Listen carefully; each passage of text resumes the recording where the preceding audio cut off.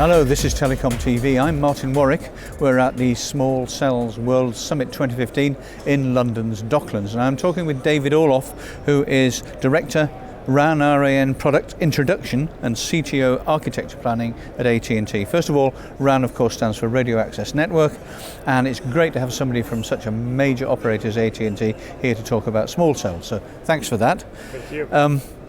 Let's begin at the beginning. Small cells have been around for quite a while now, and they've gone through several different iterations, and there are lots of products and services out there allied and integrated with them. There's a lot of talk in the industry now, and the focus seems to be very much on the future, and I'm talking about 5 years in the future, because everywhere you hear Network 2020, the 2020 network, this is 2015, so 5 years in the future, virtualization, SDN, NFV, cloud, 5G, all in one huge mix. So my question to you is, to start with, where do you see small cell technology being in 5 years' time, and why do you think it'll be there? The really important part for small cells is the amount of them that are going to have to be deployed in the network. And so from a concept of that importance, we're looking at cost. And when I mean cost, I mean total cost of ownership. So you have the cost of the box itself, which is where your virtualization comes to be very important by splitting up the components of the box to make them more efficient from a central versus distributed perspective. But then you have the implementation cost and the operating cost.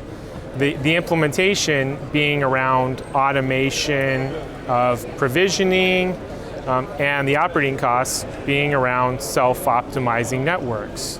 And so from a concept of the development, those are the areas where are going to be most critical based on the efficiencies that we're going to need, based on the volumes of deployments that we're going to have. Thank you. One of the major controversies of the moment concerns what's being called generically LTE-U, and which is in standard speak LAA. And that's LTE across public spectrum. How do you think LTE-U should be viewed? And let me put it in context for you, David. Its critics of it say that LTE-U is simply a mechanism by the big telcos for them to get a hammerlock on unlicensed spectrum to stifle competition, whereas those for it, and on the other side of the fence, say, no, actually it's a user-friendly method of aggregating data to provide a better service to users.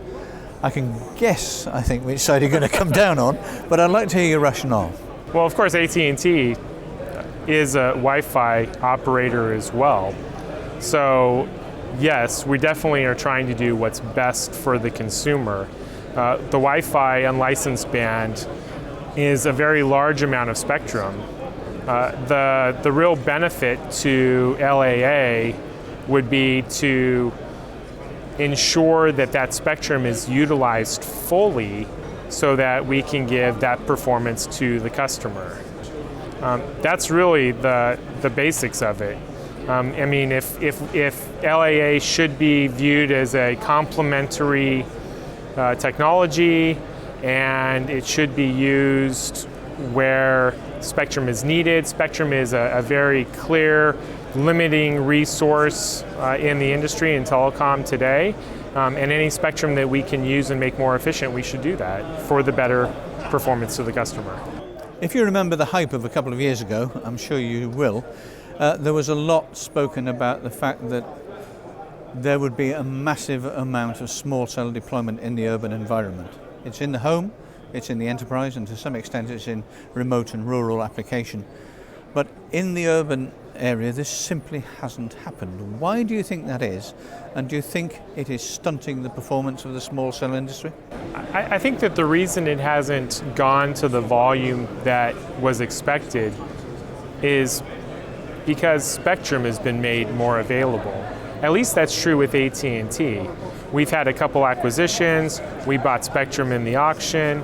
So from a simple perspective, if the spectrum exists, it's easy to add more carriers and make use of that spectrum.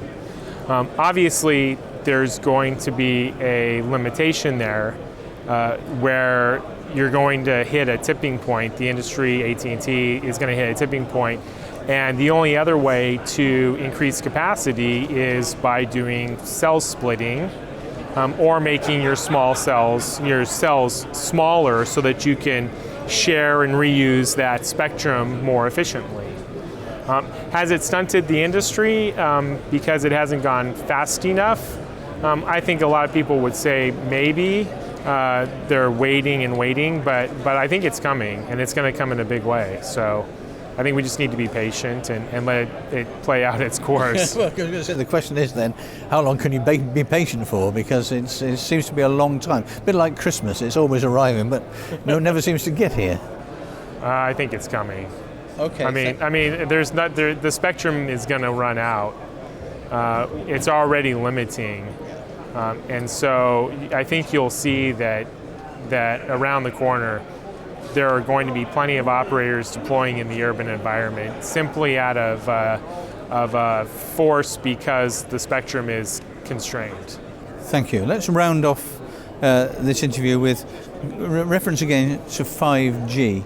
How important do you think small cells are going to be when 5G does emerge as a technology and set of applications and services that's out there and working? Well, again, I think traffic is expanding at an extraordinary exponential way. The point around 5G is more applications, more services, more machines, more everything. And the only way that you can support that large amount of a capacity is, again, it's either a spectrum play, more spectrum, more carriers, or it's a cell size play with reuse. And so do I think it's going to be small cells? I think it has to be small cells, simply because the only way that you can serve that large amount of traffic is by serving at a very discrete, surgical, high capacity way. Okay, David Olof, thank you for your time and your input. Thank you.